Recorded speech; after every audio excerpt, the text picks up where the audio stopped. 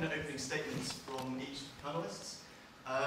Following that, we're going to have questions, either because you've raised your hand or pre-submitted, or over Twitter if you use the hashtag P3X. They'll be keeping an eye on your tweets, and I'll bring in relevant tweets at relevant points.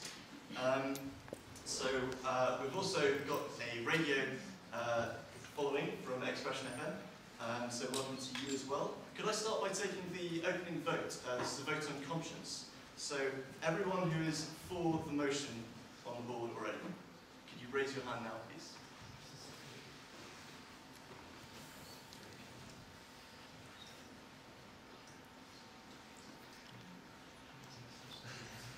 Okay, thank you. And everyone against?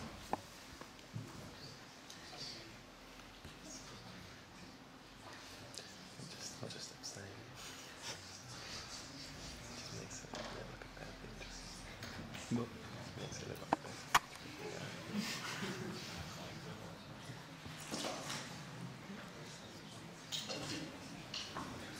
And anyone staying?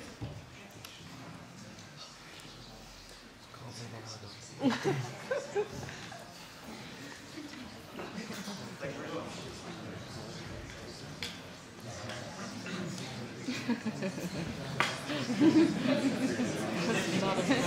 Okay, so if I could start by asking Nabeel to give his 5-minute opening statement.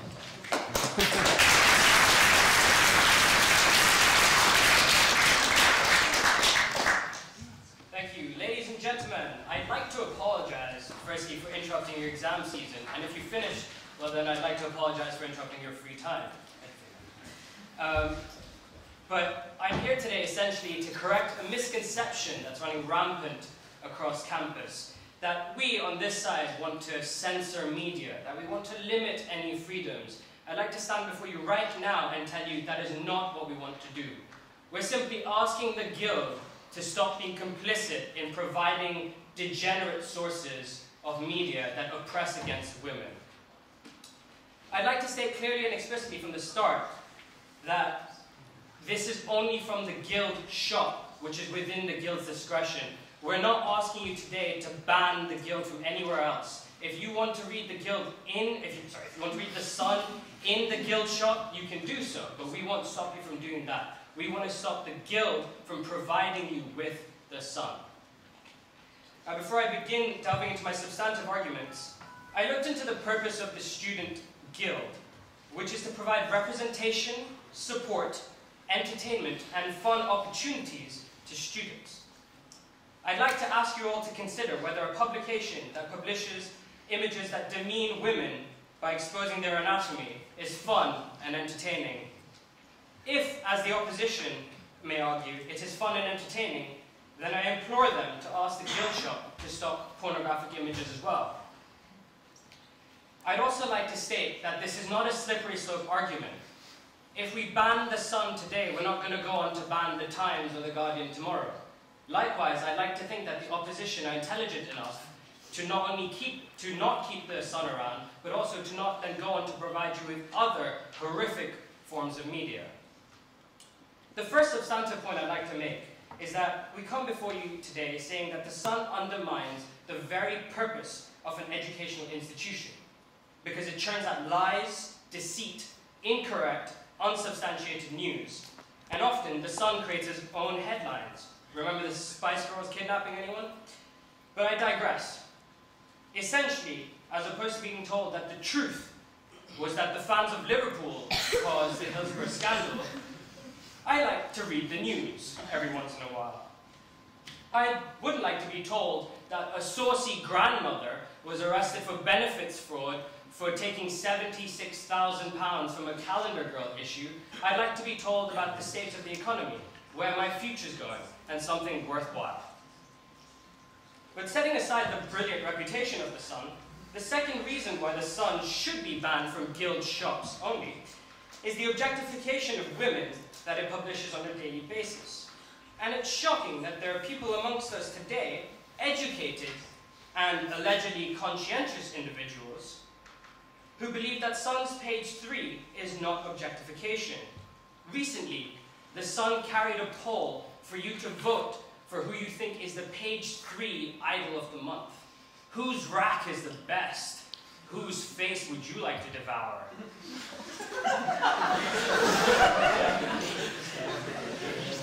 Contrary to what the opposition might suggest, rather than empowering these women, the Sun is sending out a message that unless you have the perfect body, you're not worthy of attention.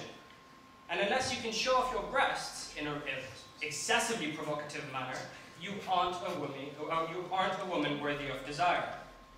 That's what the opposition are here protecting and promoting.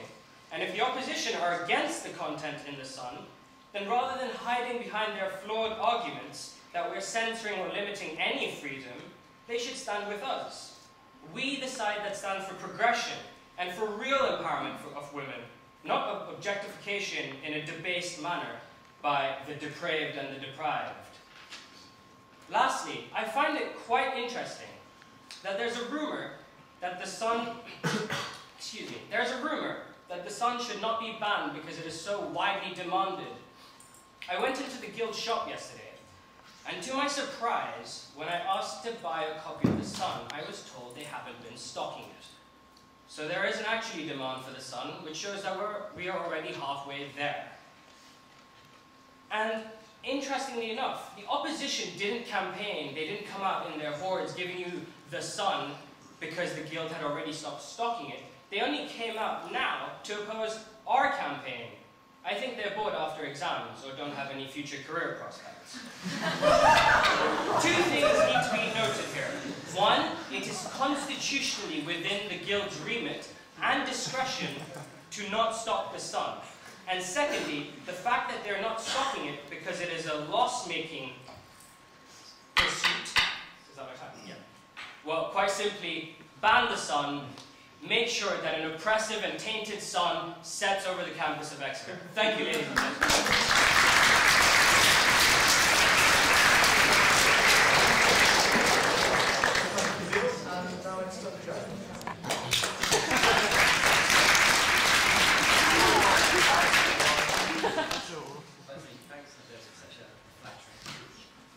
Ladies and gentlemen, it's an honour to speak to you tonight against the motion.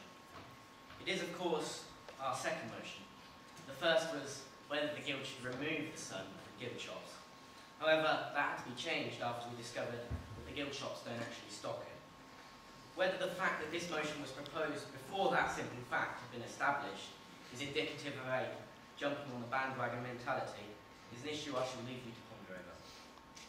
The motion is entirely about censorship. The proposers of it are trying to restrict the circulation of the nation's most popular newspaper. And they have the arrogance to do this on the grounds of it publishing something which they don't like. Something which is perhaps crass, but entirely legal. My opposition will tell you it isn't censorship, because you can walk to a shop 10 minutes off campus and buy the paper. But I say that is simply untrue. It works on the assumption that censorship can only be on an absolute scale. Now that would suggest that nothing in history has ever been censored, as nothing has ever been absolutely banned. Even in the times of Mao and Stalin, banned publications were available on the black market or just over the border. I would say that censorship, even on a non-absolute, local level like this one, is just as insidious as that carried out as part of governmental policy. Our very own university library stocks books on Holocaust denial by David Ebrahim. Indeed, today I spoke to Stephen Mossop, head of library customer services, and he said he would fight tooth and nail to keep questionable books like that in the library. He also agreed that the principle correlates to the newspapers stocked by the Guild. I'm not a fan of the Sun, nor am I a reader. However, I completely appreciate that some people are, and some people have valid reasons for reading it. If you want to expose the paper as being all the things that it has been accused of being throughout this campaign, I'd say that the worst advertisement for the Sun is the Sun itself. Don't ban it, rather give it enough rope to hang itself. The exemplar illustration here being Nick Griffin on Question Time a few years ago, and I think we all remember that. In the wake of the confusing message presented by the Yes campaign, I shall attempt to sweep up the crushed indicator lights of the Yes campaign's car crash of an argument. whether their argument is an all-out assault on the flotilla of glamour modelling and porn, or rather the more subdued boobs aren't news, is Greek to me. But regardless, neither of these lines are acceptable justification for banning a publication.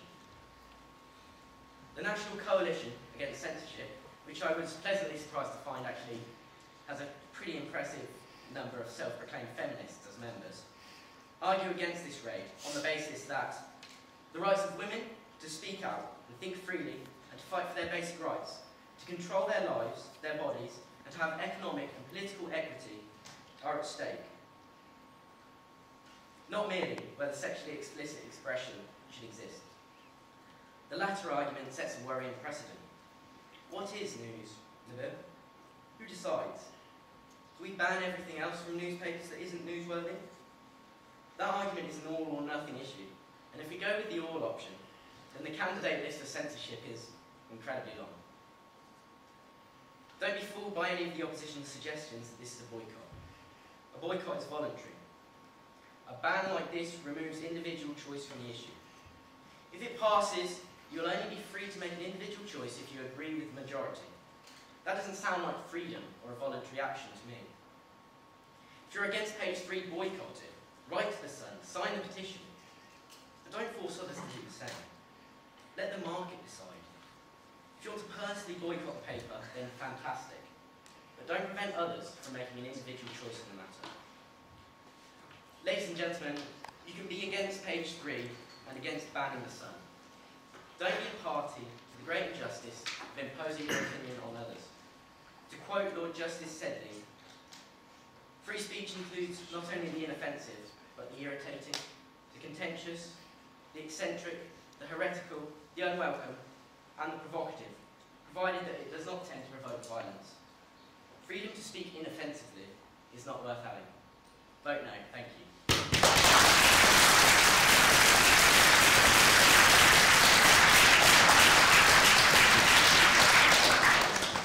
Thank you very much, Gareth. And now it's turn to Holly.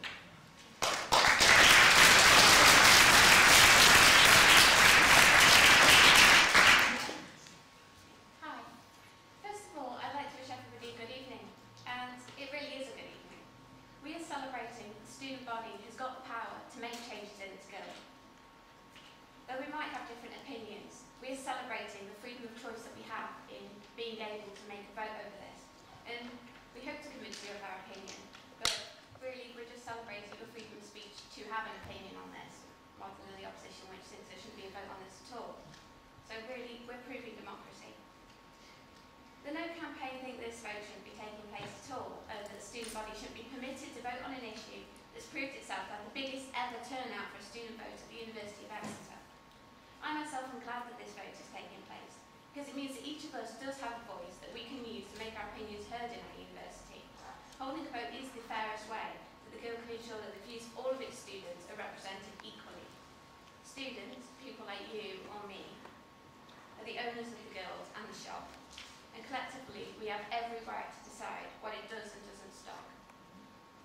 So, my question to you is, why should the Guild renounce the Sun newspaper? I've heard it has a great sports section, and though its journalistic style is not particularly to my taste, it's the most widely read newspaper in the country. Of course, the issue we're talking about here is the outdated, nationally embarrassing page 3. Page 3 is not news. Boobs are not news. I've nothing whatsoever against boobs. I think they're brilliant. They don't belong in a newspaper. Placing images of semi-naked women alongside articles about and images of fully clothed men who are successful for reasons other than being a glamour model, helps to perpetuate the ideology that men are the ones that do and women are the ones to be looked at. Of course, we know that this isn't true. Some men are models too, and equally there are many women who are successful in business, education, politics, etc. But it's not what you see when you open the Sun. The patronising line about the model's view on the news tops it off. Oh look, this woman thinks that she knows something about the news, isn't that funny?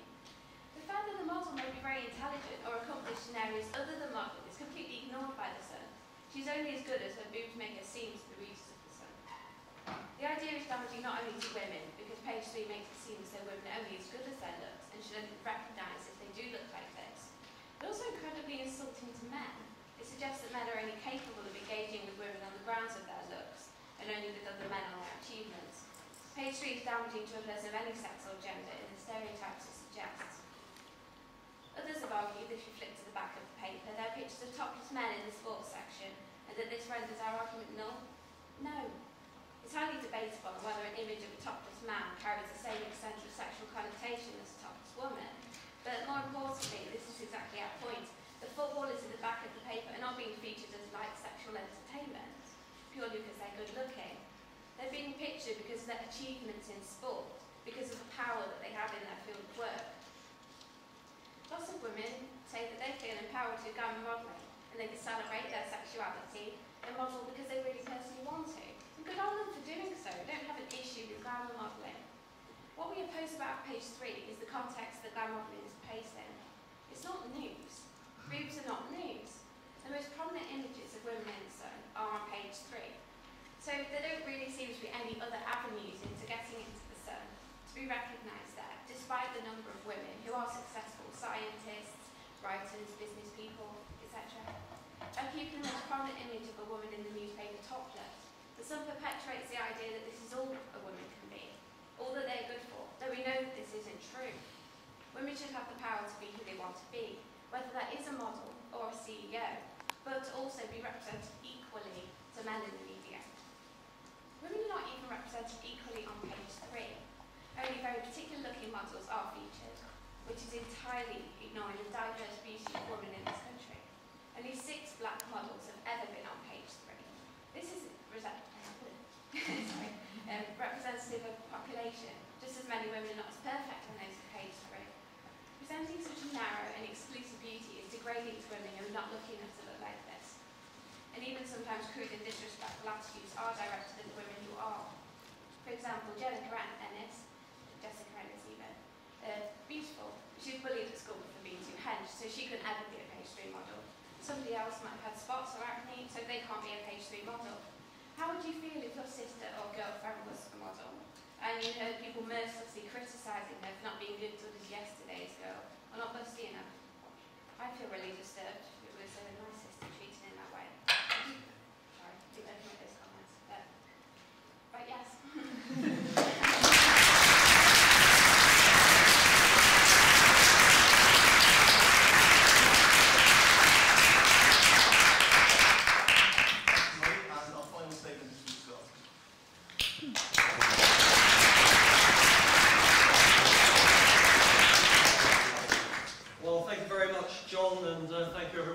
Turning out this evening, and thank you particularly to Harry and friends for running such a wonderful No campaign. Ladies and gentlemen, in an era where you can't switch on the TV without seeing some S&M inspired pop video, or opening a magazine without seeing a female or a male with a torso immeasurably superior to mine in the content, the thing that is riling Exeter's feminists is page 3 with its slightly unclothed women making philosophical comments. And to them it represents everything that's wrong in society, and it must be banned, banned, banned. And indeed, they've got 102,223 signatures supporting them, though this is slightly lower than the some 7.5 million people who read it every day, 45% of whom are women. Now, I agree with everything Gareth said about freedom of speech, but in the interests of, interest, I suppose, I'm going to bring some arguments of my own, some thoughts that I had as I pored over the Yes campaign's Facebook and Twitter. I agree with the Yes campaign that banning the sun will send out a message, but I think it's the worst sort of message possible. I think far from curing sexism, it may in fact enforce sexism further. And the first reason I say that is because I find the campaign quite sexist towards men. The campaigners behind Turn Your Back on page 3 presented evidence at the Leveson inquiry. They said, and I quote, "Page 3 is guilty of twisting men's minds, encouraging negative attitudes towards women, and at worst, acts of violence against women. No more, page 3, calls upon the Sun to stop conditioning your readers to view women as sex objects." I'm just going to let that word hang out there for a minute. Conditioning. Conditioning. Let's remind ourselves of what that means. It means the process through which the behaviour of an organism becomes dependent upon the event occurring in its environment. In short, ladies and gentlemen, blokes, usually working class ones with manual labour jobs, take one glance at Stacey, 21 from Preston, and go out and attack some poor, unsuspecting girl. This is massively problematic, and it's massively problematic for two reasons. Number one, there's no evidence for it, and number two, what does that say about the sort of men that we all agree should be stopped? That they take one look at page 3, it's page 3 making them violent. They cannot help themselves from being violent when they look at page 3. What if they see a woman in the street in a short skirt? Does sex workers and lap dancers cause rape? Do cam girls cause rape? Does 50 Shades of Grey cause rape? No, rape is rape is rape, and rapists cause rape. In other news, I also believe it's sexist towards women. For two reasons. A, that men can appear in Cosmopolitan without any clothes on, without any attacks from their peers, and yet if women appear without clothes on in page 3, they suddenly get called all sorts of horrible words on feminist websites. I think this enforces the good girl, bad girl dichotomy that we should be trying to get rid of. Does it not enforce that some female behaviour is acceptable and some female behaviour is unacceptable? I think all female, and it's probably not murdering anyone, I think all female acceptable is acceptable, and they should be free to do it without judgment from their peers. If we are criticising the Sun and page 3 for causing all this gender imbalance, aren't we blaming other women for the misogyny that exists in society? I'm running out of time, so I'm going to close with some stuff from my good friend and ideological soulmate, Karl Marx. He said in a stirring piece on press freedom that the true defender of liberty will fight for the rights of rags to publish tittle-tattle as much as the right of serious papers to publish serious news. He said that you cannot enjoy the advantages of a free press without putting up with its inconveniences. He then went on to say, you cannot pluck the rose without the thorns. Now, I think we'll all agree there's plenty of extraordinarily good journalism out there, and I think we'll all agree that there are a few pricks in the world of media as well. But the fact is that shutting down page 3 would be an assault on press freedom. If you are committed to true freedom of the press, the age-old idea that newspapers should be free to publish what they believe to be true, or interesting, or fun, then you can't have the caveat, oh, except for page 3. I hope you'll remember that when you vote, ladies and gentlemen. Thank you for your time.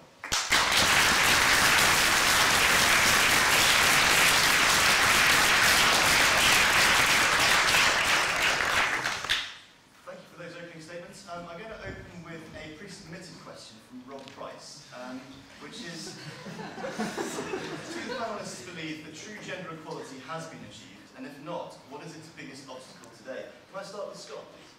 No, I don't think it has. There are.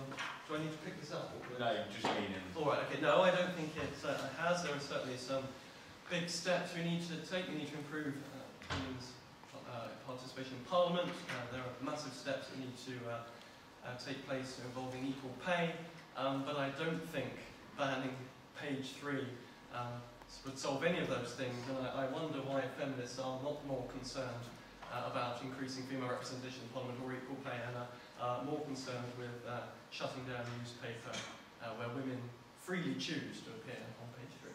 Okay, Nabeel? Well, firstly, it's sad that a debater of Scott's prowess hasn't realised that the motion's about banning the sun from the guild shop, not the rest of the universe.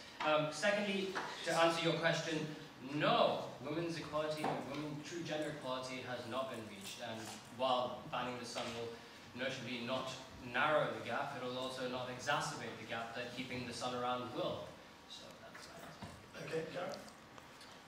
I probably echo what Scott said. I don't think true gender equality has been reached, but I just can't help but feel this campaign it just detracts from the real issues facing women. To be honest, I think that's a tragedy.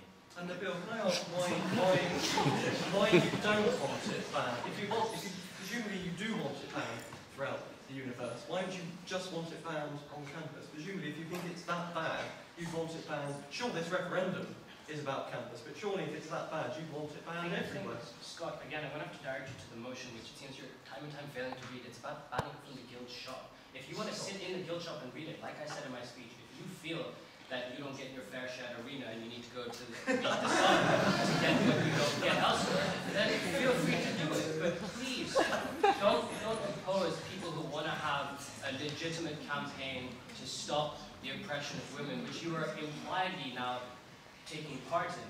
Please don't stop people from doing that. Okay, thank you. Well, Holly, can I ask you whether you agree with Nabeel that banning page 3 probably won't do anything to lessen gender imbalance?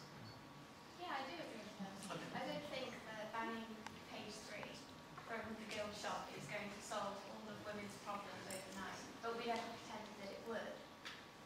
Banning page 3 from, well, banning some from the guild shop, it wants to send a message to the editors of the Sun saying that we are not okay with this. We disagree with the representation of women and we would like them to change it. We're not going to stop you from reading the Sun, we just want to send a message. Okay, let's bring in a question from the audience. Hands up, please. Yes, there. Okay. First of all, having done an exam on conditioning today, I would just like to point out that conditioning has been found to be present in all species and it does happen in both genders, and also that unfortunately for us, implicit stereotypes of gender do actually influence people's behaviour and can actually lead to sex crimes. But my question is, you said to the opposition, you said that you encouraged us not to be part of a group that imposes our opinion on others. Would you not agree that the Sun and its representation of women imposes a certain ideal on young men and young women? It gives women an ideal which they feel they have to look up to, they have to achieve, because that's what they're expected to look like. And it gives younger boys a wrong impression of what women actually look like. Would you agree? I think when page 3 sits on the shelf, you know, to see page 3, let's not forget you have to walk to the shelf in the newsagents and you have to open it.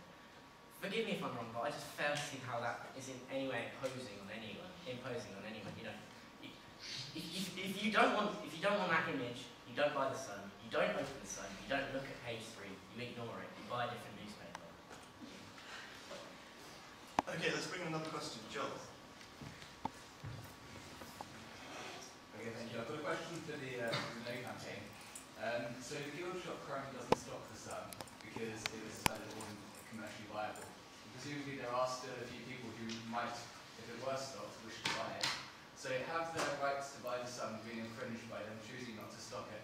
And if not, what's the difference between that and what this is? Okay, well, as I understand it, the reason it's not stocked in the guild shop is due to an issue with the supply, although as it happens they weren't selling very many. Anyway, we grappled with this actually over lunch. We thought, what, over the philosophical difference between the market deciding a referendum deciding, we sort of thought, well, choosing not to buy it does not directly infringe on anyone else's right to read the newspaper. That's an individual choice you make. When you vote yes in this referendum, you're actually saying, I do not want other people to be able to buy that newspaper, and that is just something that I'm really uncomfortable with. By all means don't buy it, by all means boycott it, by all means march down to Fleet Street and say I don't like what you're writing in your paper, but for goodness sake don't stop other people from reading it if they want to. I'd just like to make a point that this campaign gives people at this university a way of saying to the editors of the Sun, in a way that's successful for them, because I can't go to London, I can't afford it. I'd love to be able to stand outside in the rain all day, because I would do that, because that's how much I believe in this cause. But the voters of the University of Exeter may not be able to do that. So really this campaign is giving them a voice just as much as your campaign is detracting from that. I think if you're talking about using the university and the university's power to make statements, some sort of amplifier or megaphone for your message, I think it would be grave injustice to be misusing that and to be misrepresenting people, which is exactly what this would be doing, because not everyone, there is not 100% consensus on agreement with this campaign or with what you stand for, and using the university to misrepresent people just to amplify your message, I think is very wrong. Okay, can I bring in a question at the back there?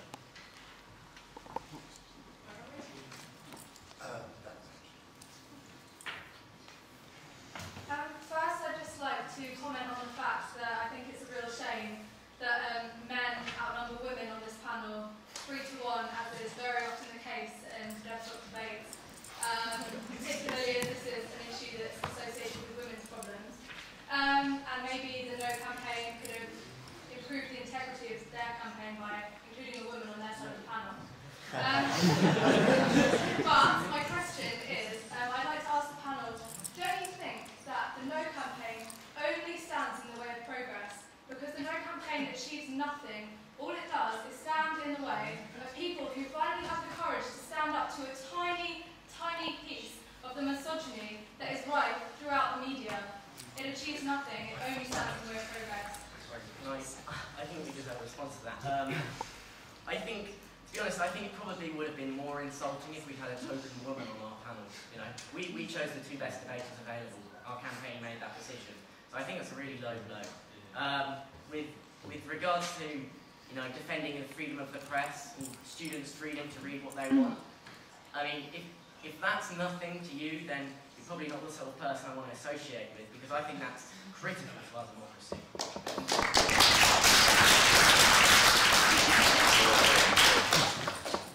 While I don't agree with what they're saying, I want to point out by saying that this isn't a debate to do with what Debsoc's doing, it's a debate to do with the motion. So I'd like to make sure that it stays around that and it doesn't focus around what Debsoc does, which is fundamentally incorrect on your part to raise. But in response to your question, quite simply, which kind of got lost in the fact that you insulted a society I'm a very big fan of,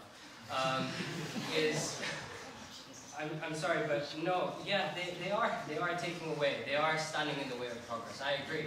And I think the fact that they've failed to register the purpose of our campaign speaks volumes as to their level of ability to process things. But at the same time, it also quite simply shows that they've taken this as a platform, and they've also turned around and used the university as a platform to say that anyone who tries to raise a legitimate concern is standing in the way of progress. So they're misrepresenting you as well. I'd like to point that out. And also, quite simply, when we're saying yes for the guild to do something within their discretion, we are actually proponents of this constitution of the United Kingdom, and we are proposing for democracy to be upheld by giving you a chance to make a decision. By saying no, all they're doing is depriving you of a choice that it is well within your means to make, and a choice you should make. Where's the choice? I'm sorry, I'm not done yet. It's also stopping. Where is that choice? Where's the choice for the man who wants to read the Sun on campus? Where is it? Does that person's choice not matter? If you want to go down to the marketplace and buy the Sun, go for it. No, Gareth, sorry. This motion is actively going to get the guild to campaign that the marketplace bans the Sun. So we're campaigning against that. Are we not allowed to campaign anymore? Are you taking away our right to campaign? You can campaign, you can't ban things. Sorry, but I'd like to pick up on the fact that Scott and Gareth just said that you should not campaign for what you believe in. I'd also like to pick up on the fact that despite the fact that they oppose, and they've said on record that they oppose what is said in the Sun, they want to stand here today because they are bored and tired after the exams. They want to stand here today and tell you to go and buy the Sun. We're asking for the guild, and we're asking you to stand with us to tell the guild to take legitimate steps to stop selling something that oppresses women. That's what we're asking.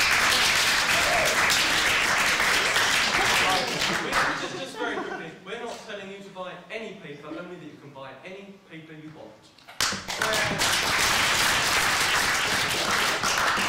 Question in the shirt. Just firstly, I think it's a bit embarrassing for the No campaign that you keep on making fairly personal attacks. Sorry, Yes campaign rather. Don't worry, I'll get on to you later.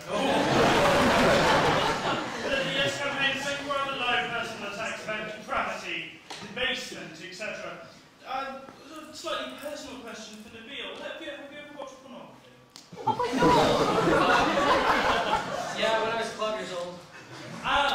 But you still have. So you've taken part in the debasement of women.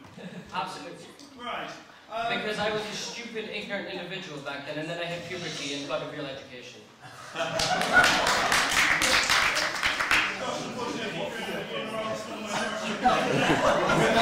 why I wanted to send the planet.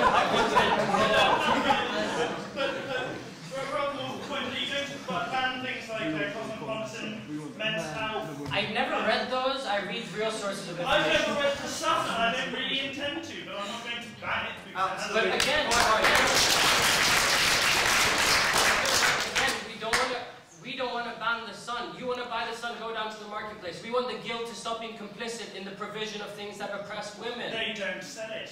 Exactly, which is already you're halfway there. But it doesn't matter because this is the problem with your entire campaign. That is that if people want to buy it, they can buy it. But people don't want to buy it. Well, they're obviously buying But then it would you somewhere. stand with us if we wanted to have a campaign saying the guild should be allowed to continue not stocking the sun? No, this is a university. It's a place where you should have any opinion you wish, and opinions shouldn't be limited to the fact that people might find them offensive. I find That's also enshrined within the Constitution, and we're not stopping you from you doing shouldn't be that. trying to ban a newspaper, which is fairly crass anyway. Can I ask you to relinquish the microphone?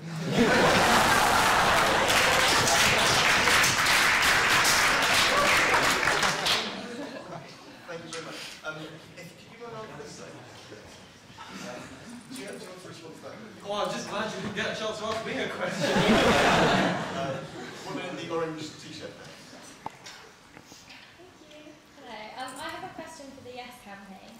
I'm a woman and I would have happily sat on the panel with the No campaign.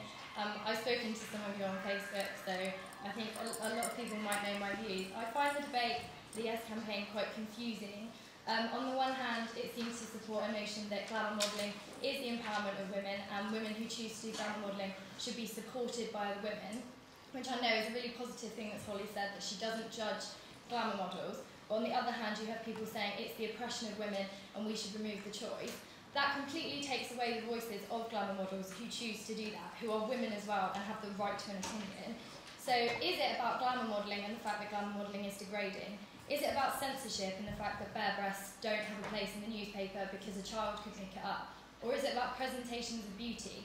If this was a debate about we should have more black models on page 3, we should have curvy models, I would be 100% behind it. But the fact is, by saying, you know, glamour modelling is degrading, it's all of these things, you're completely removing the chance for those glamour models to defend themselves and say, I enjoy my job, I have a right to do it because I've been given the right to choose this as a career.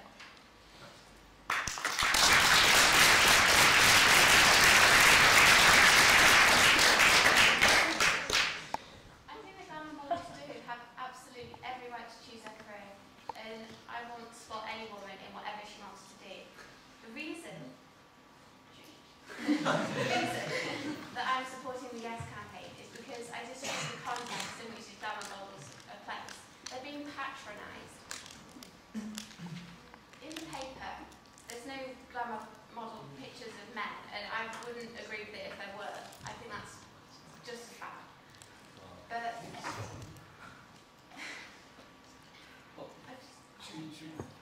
Well, you've touched on the very point that feminists don't mind what women do, but now the trouble is that women have started to do things that they don't like that they're doing, and they're now confused because I support women's right, oh, but now they're in page 3 and they're being patronised. Women are making this choice to be on page 3. They're not some sort of stupid, lesser people who don't understand that they're being patronised. They know exactly what they're doing when they go and appear on this newspaper, and I say good luck to them for doing it. It is absolutely within their right to do so, and if they are more than happy to appear in that newspaper, therefore what's the problem? Doesn't really affect them. I think what my question is getting at is there anything that a member of a group can do of their own volition in a newspaper that is wrong?